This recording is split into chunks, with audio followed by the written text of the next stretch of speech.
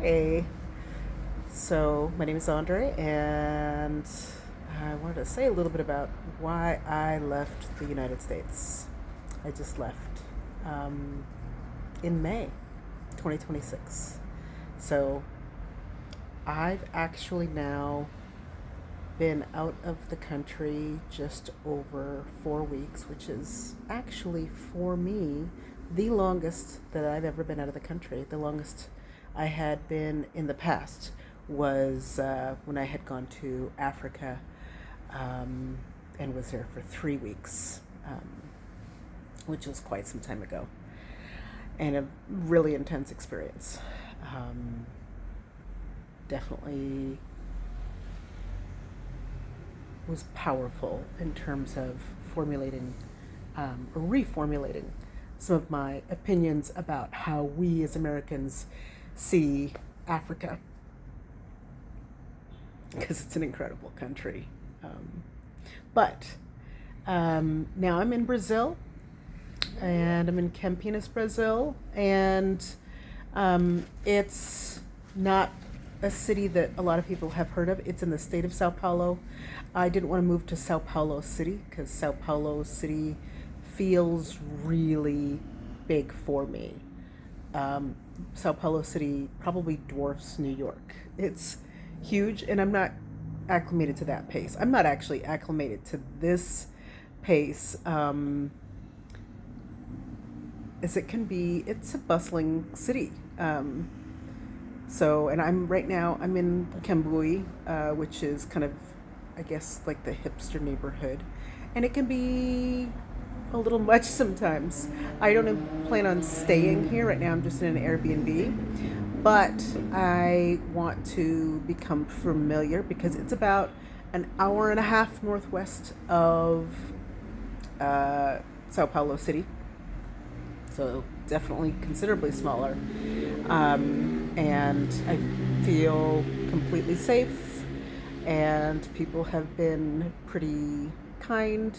They're not like overly welcoming because, quite honestly, like Campinas isn't Rio, obviously. It's not Salvador. It's not one of the big touristy places that people go to. So they're not used to seeing Americans too terribly often, although I mean, they say like 5% of the population knows English, but everybody knows a little bit. Almost everybody that I've run into knows a little bit of English because they're very familiar with our culture. All of the Uber drivers are listening to American music, oftentimes like 80s and 90s American music, probably because of royalties, but they're listening to it. They can sing along to it. I was actually staying at an Airbnb here that was very, like, across the street from a karaoke bar. And it was so funny because they would just be like off key and singing Nirvana at the top of their lungs. And I'm like, you get it. it was it was entertaining. It was fun. The week that I was sick, it wasn't as fun, but after that, it was kind of fun to listen to. And but so yeah, getting familiar with kind of a little bit of the culture. It'll be a much more thorough integration once I can speak more of the language, but I'm getting it in little dribs and drabs. But I'm getting around, getting things done. Yesterday, I got my dogs groomed, and I did travel with my dogs because I couldn't just, I'm not one of those people that's just going to travel and keep it easy. I'm going to add layers of difficulty to it because that's sometimes how I do. Anyway, and I wasn't going to leave my dogs behind. I love my dogs. And anyway, for me, I just kind of felt invited to leave. I am single. My mother retired in America as a single woman. My mother was French, and she was really surprised what retirement meant for her. My mother worked in the States for 40 years, and she was really surprised that there was just no sense of elders being taken care of in the country. You know, it being the wealthiest country in the world. And she wasn't prepared for that. And I was able to offer some help sometimes, but not a lot. I think my help was oftentimes more physical, you know, being able to go to where she lived and help her with things around the house. I tried desperately, as we do as adults with older parents, to get her to move to where I was living at the time, in Portland, Oregon. And she really wanted to maintain her independence. She did not want to change that because, I mean, you know, it takes away everything that they're familiar with. And that's scary. As, you know, we get older, it's scary to take away your neighbors and the stores that you shop at, and you know where your bank is, and you know how to get around. And it is really, studies show it can be really traumatizing for seniors when they have to, you know, get reacclimated elsewhere. But my mother had had the opportunity to live in other countries. You know, she had lived in France, she had lived in Germany, she spent time in Africa, she had spent time in numerous countries, and I had never taken that upon myself to do. And I knew that while I may not have an enormous bucket list of a million things that must be done before, you know, I see the end of my days, I knew that the one I was going to regret was only having lived in the United States, especially coming from a family that had lived in other countries, because my father, having been in the Air Force, he had as well. So it was something that I felt like I needed to do. After the pandemic, I wasn't working as much, obviously, as that changed for many of us, and it felt like I needed to start looking. I was considering Portugal, but then everybody else was considering Portugal, and then, of course, now there are riots in the streets of Portugal because the people of Portugal can't afford to live in their own cities, and I didn't want to contribute to that. So, but I did want a climate that was closer to being a Mediterranean climate, and being able to eat something closer to a Mediterranean diet that I could afford. And not that I couldn't do that in the U.S. It's just a matter of affordability, right? And again, you know, as I watched her go into her retirement years there, watched her try to navigate life and be really stubborn, which I know I get that from both of my parents. Definitely stubborn here. Where she didn't want to give up her independence. And unfortunately, she was forced to give up her independence when she was having a hard time navigating.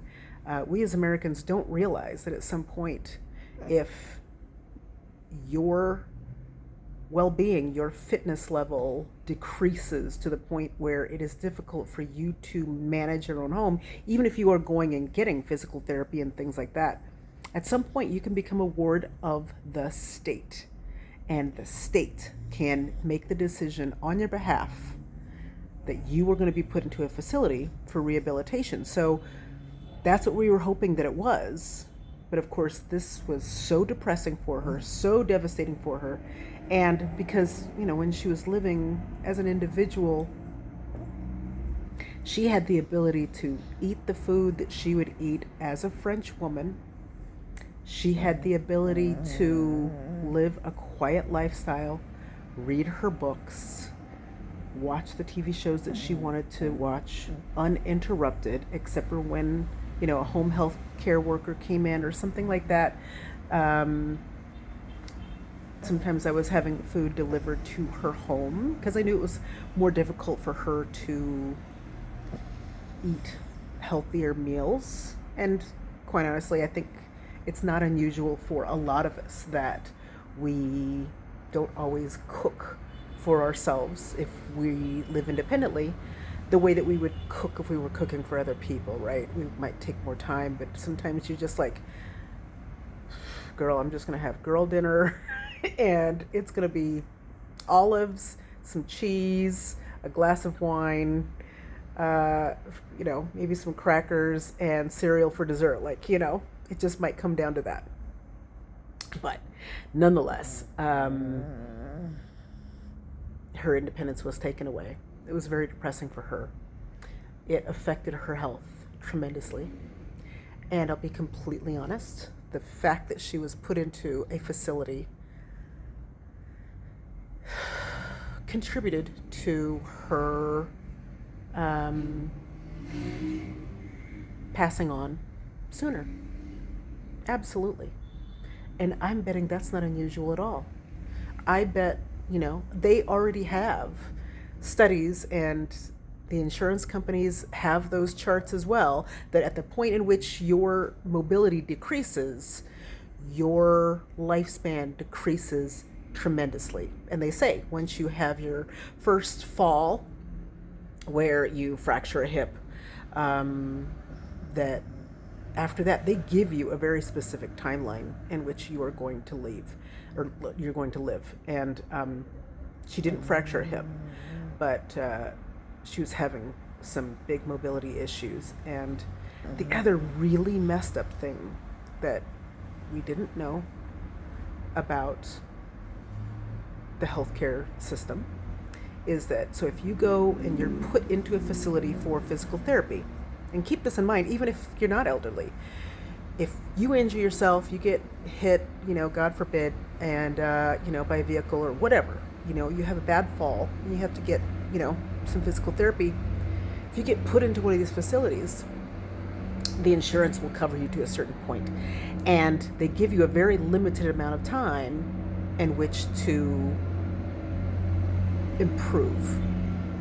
So what they kept doing is, if she wasn't improving enough, they would move her out of facility and go start her over in another facility. So here she is, where my sweet little mom is getting to know some of the ladies that basically forced themselves on her, which was kind of funny. But it was what, in her case, it's what she needed. And somehow they knew this. And these ladies insisted on grabbing her and making her come have meals in the lunchroom with them, and wouldn't let her have meals by herself. And they would chat her up and they would make her laugh. It was exactly what she needed. And she actually kind of started to appreciate a few little things. Like, she wasn't happy that she was in facility, but she was like, she would call me and say, do you know that they have a hair salon here? And I'm like, yes, Mom, I do. I do know they have a hair salon. She goes, I can get my hair done every week. And it was so sweet. She would get her hair done. She would get her nails done. She suddenly had friends. She wasn't alone having this experience. And then they took her away. It was like, I think it was 6 or 8 weeks. They took her away and put her in another facility. And that facility was not as good. She ended up having a problem with her heart. They were not correctly identifying it. I identified it over the phone, and I do not have medical experience. So this is how inept this nursing home was. And I had to have her removed from that nursing home and put her in another one. The next one was not better. The one after that was a little bit better, but not a lot. And there was an incident with one of the nurses there. The last one that she ended up at, she had a horrific nurse that I couldn't understand why my mother was afraid of one of the nurses until I actually went in person. And this woman was deliberately abusive and monstrous to her. My best guess is that it was because my mother wasn't a citizen. My mother was French. This woman was not pleasant to me either. um, she was awful. And once I saw her forcing a syringe of pain medication down my mother's throat, and my mother was choking because as people get older, the ability to swallow can begin to decrease. It creates problems. This woman knew this. And what was shocking is that this woman was old enough to know better. Is this woman was in her late 60s, if not her early 70s already. So I'm like, how? Like, you're not creating good karma for yourself. But nonetheless, I ended up yelling at her to stop doing this to my mother because I'm watching her doing it. I don't remember what it was that she yelled at me. She hadn't even acknowledged me when she walked into the room when I said hello to her. But so she's forcing this fluid down my mother's throat. My mother's choking. My mother's eyes look terrified. I had never seen anything like this. It was like a horror movie. And there's nobody in there to supervise this woman. This is what our healthcare system looks like. Is you can have these angry monsters in the healthcare facilities. And these things cost. This was the other surprise. These things cost, I think on average, around $5,000 a month. How many of us can afford $5,000 a month when you're not working? She was on, Social Security. It's not $5,000 a month. It's nothing close to that. So of course, the home that was willed to me in a will from my mother that I had grown up in had to be basically, we had to sign off, or she had to sign off to say that the home would be collateral for her care, for her end of life care. And she's like, no, the home is in a will. It's willed to you. And I'm like, we don't have a choice, Mom. This is what we have to do. It's the way that we have to get you care. She was a ward of the state. I will tell you, as a quick side note, the thing that most of us Americans do not know, the wealthy people know this, is that a will is not enough. Property, homes, cars, rental property, vacation homes, boats, all of those things need to be put into a trust, and they need to be put into a trust years before that parent, that individual needs health care. And it depends on the state. Some state, that home had to have been, or that property had to have been in a trust for 2 years. Some states 3 years, some states 5 years. So you have to know what the laws are in the state that that person is living in, but they have to put those things in a trust, or they have to go into the child or partner's name that they want it to go to, again, well before they need care. It can't be like, oh, we're putting you into a home, you're becoming a ward of the state, and you say, cool, I'm giving my car to my daughter today. That ain't gonna happen. That they will not allow that. So these are things for people to know. If you're dealing with older adults, or if you're an older adult that wants to be able to pass on things without having to fight with the state for it, because wealthy people already have this figured out long in advance. This is how it is that your legacy gets stolen from you in America. So that was a big lesson for me. It was a very painful lesson to watch. Not so much that I lost, the house. That wasn't cool. That was not acceptable, and that was a big shock. But to watch how it is that you can be treated in, you know, a health care facility for elderly people. Um, the other piece that was really shocking to me too was that had to do with that was the people that actually seemed to value their work in these retirement facilities, that seemed to respect elders more. And it wasn't this is not universal by any means, but there were a lot of Hispanic, African, some Russian employees there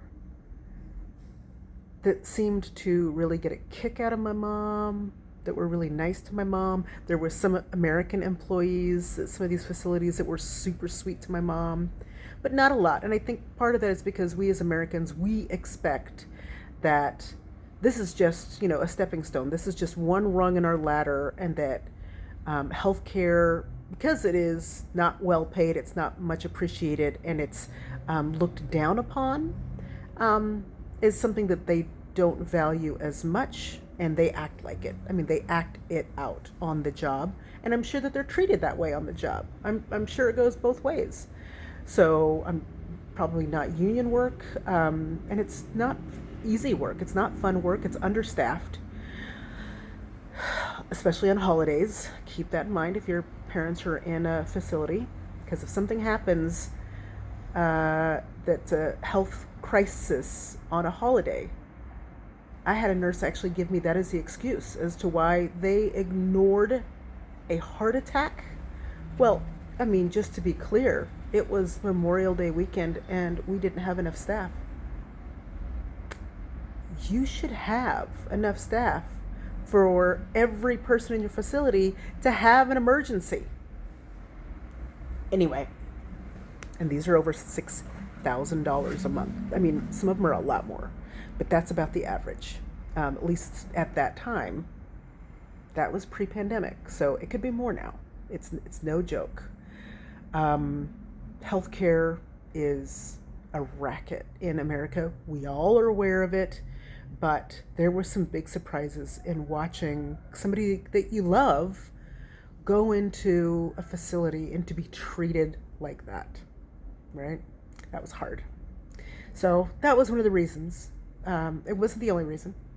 I have never in my life had, sorry, tears, had difficulty determining what my next move was. I mean, there were decisions that sometimes were hard decisions. You know, you leave a job and you decide, well, I should go try this, or I'm going to go apply for this, or whatever it was. And I've, you know, been an employee, I've been an employer in the U.S. And neither of them are perfect. Neither of them are easy. When I was an employee, I really wanted to start my own business. When I started my own business, I really sometimes, at the end of the day, when I didn't have time to see my friends and they would have to just come see me at my place of business in order to see me at all, because I had no social time, I would take myself out to dinner periodically and sit there with paperwork and do paperwork. Like, there were times when I was an employer, a business owner, that I was craving just hand me a frickin' paycheck and call it a day so I can have a weekend and forget about it, you know? Like, that's not accessible when you run a business. So again, that was one where I bit off a lot more than I could chew, but there were a lot of lessons to be learned there too, that were incredible, that I can talk about another time. But I also, like, as healthcare insurance was getting more and more expensive, and the pandemic happened, and then we're getting the threats that healthcare is going to increase exponentially and or free healthcare was going to be eliminated, I was like, okay, I really have to continue to seek this opportunity. But I could no longer, like, there wasn't a business that I needed to go start. There wasn't some of the work that I was doing, where I was working with groups and teaching classes, I absolutely loved. But the opportunities that were available to me to do that were not financially, well, lucrative. Is a big word, considering, like, the pay was, you couldn't do anything with it. You could buy groceries, but you're not going to pay rent, you're not going to pay a mortgage, you're not going to pay a car payment. It was it's an underpaid line of work in which I was beating the hell up out of my body and spending more in, like, soft tissue work and, things like that, in order to keep my body, up and running, more so than what I was actually getting paid for the work. I was doing the work because I love the work. I love the people, and it's just fun as hell. And I am looking forward to being able to, find a crew of people to do that with again. But all that to say, I just didn't have a path forward any longer. I felt like the changes in the administration really showed me that the push was really, really hard to make changes that were going to be painful and detrimental to the majority of the people in the country. And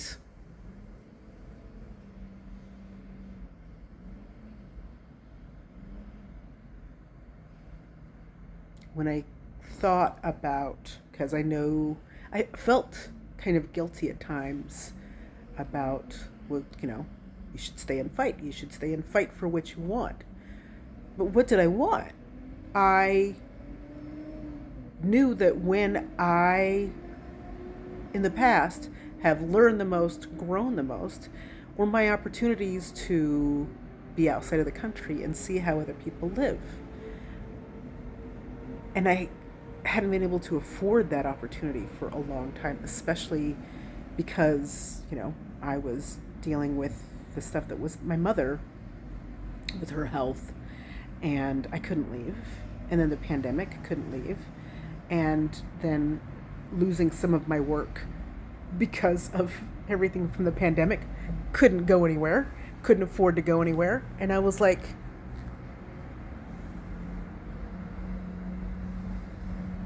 what else do you need the universe to tell you, to say that your, like, doors are closing, limitations are being put on you that you've never had before? Like, do you need proof that they're going to make your insurance more expensive? Because you're seeing it happen to other people. If not you next, you're down the line. The groceries are more expensive. Not that things are always super cheap here, because they're not. But I had to try.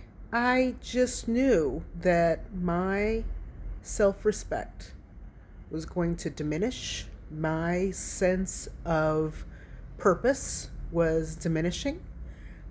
That my circle of friends was getting smaller because they were more dispersed, and there just wasn't anything left for me to do. And that this was exactly what I was being pointed to. Like, the funnel had been narrowed so tightly that I was like,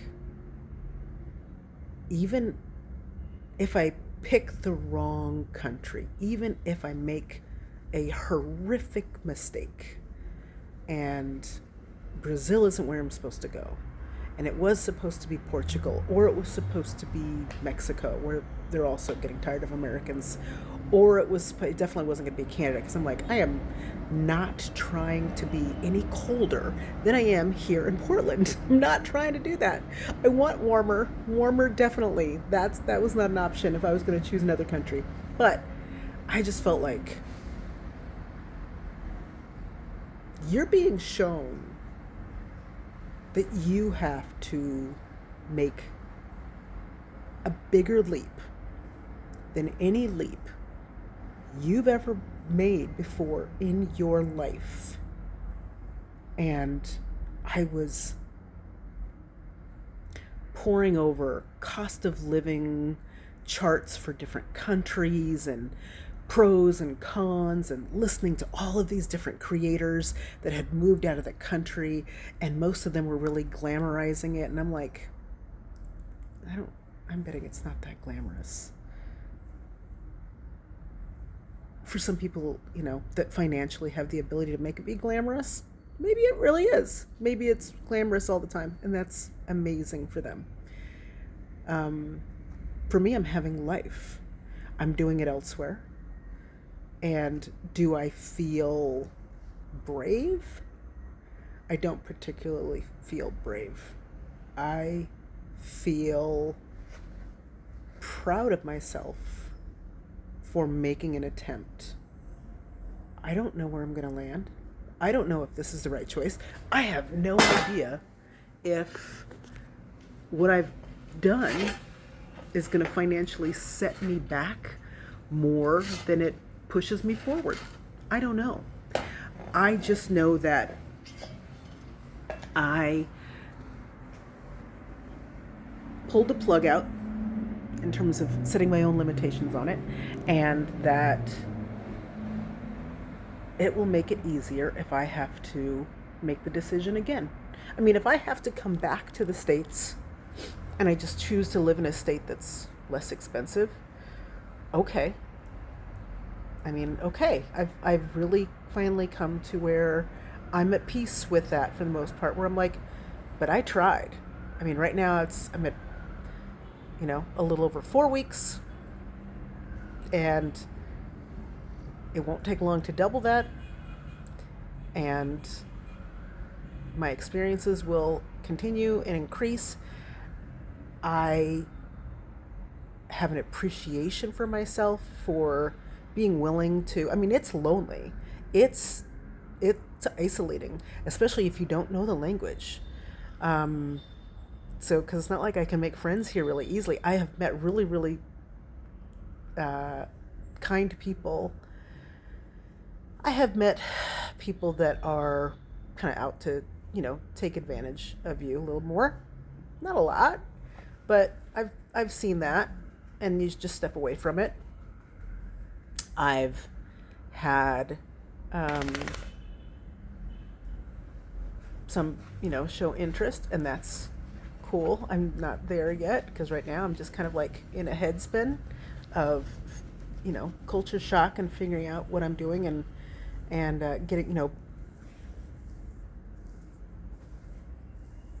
getting my bearings, But I feel like I'm proud that I sold my home, sold a lot of my belongings. I put a lot of stuff into storage with the amazing help of some very patient friends of mine that I will never be able to thank enough for all of their help. I got my dogs and I down here also, due to the help of folks that were willing, and I bought them trips to Brazil in order to be able to make it happen. But I feel like it was worth it in terms of being able to allow myself to open up a whole new avenue of experiences that I wasn't going to have in the United States, that I wasn't going to have by just sitting in one place hoping that I could pay my mortgage, pay for groceries, continue to have health care, and just worry about what next month was going to show me. Here I can worry about what next month is going to show me and go, Yeah, but I managed this. When you have this mountain of achievement that took over a year in my case, especially because of my dogs, because there was a lot to do. And when you have a mountain of achievement that you're on the other side of and you can say, I achieved that, you might have another mountain in front of you, but you just take one step at a time. And that's how I did it to get here, is once I decided, I started going to get boxes. I came to find, by the way, as opposed to buying a bunch of boxes, because I was not about buying cardboard, you know, our great recyclable commodity. But I came to find that actually Jeff Bezos' Whole Foods store, they have the most amazing boxes. They are the perfect size to be able to carry at the front registers. So those shopping bags, the paper bags that you get at Whole Foods, they come in these incredibly strong boxes that I can carry as a woman, that I can, you know, fill up pretty heavy. They're not overly square, they're not overly rectangular, they're not too tall, but they're thick. They're super durable, and you can request them, and they have certain times of the day that they, refill their shopping bags and break them down. And you have to ask specifically because sometimes they don't know what you're talking about. It's like if I was asking a different store, they would get me like these little boxes that were like from the health department or something like that. I'm like, no, no, no, no, no. The boxes that you guys use for your paper shopping bags, where you unload them at the front of the stores, which in my region was like around noon and about 7 p.m. Could you put my name on a few of those? And so they started getting familiar with me coming in there once a week and just collecting up boxes. And I just started packing them up, label them really, really well, and just started packing up the things that I knew I wasn't going to need over a year ago, and just started setting them aside. That's, to me, that represents the saying, the African proverb about when you pray, move your feet. That was my way of moving my feet. I was packing a box. If I could get one box a day, just one box a day, or even one box every 3 days in the beginning, because, I didn't know where I was going. I didn't know when I was going. I just knew I was going. But yeah, I just started packing things up, collecting packing materials that I would come when other like Amazon packages would come, and it had packing materials in them. I would just save them in one of the boxes and be able to go and use those to wrap things, and just started being more aggressive about selling things on Marketplace, and it gets harder. For me it did, because at first you're selling stuff that you're not attached to. As you're getting closer, you have a timeline, a date. You're selling stuff that you're attached to. I remember like my last time where it's funny because you're going, okay, it's this date, and next Friday is the last day that I'm going to mow the lawn, and I'm going to do it on Friday because my neighbor, I had a Ukrainian neighbor who, she had chickens, and she liked having the fresh cut grass that didn't have chemicals on it. So I'd bring her over my bags of cut grass, and she would give me fresh eggs. And I'm like, okay, this is the last time I'm cutting the lawn, and I know she's home on Fridays, so I'm gonna make it available, do it on Fridays so it's fresh for her chickens. And then I'm gonna hose the thing down and have it on Marketplace by Saturday morning. And boom, it was sold within 2 days. So it's things like that, where the wind down is like, oh my gosh, okay, it's the end of,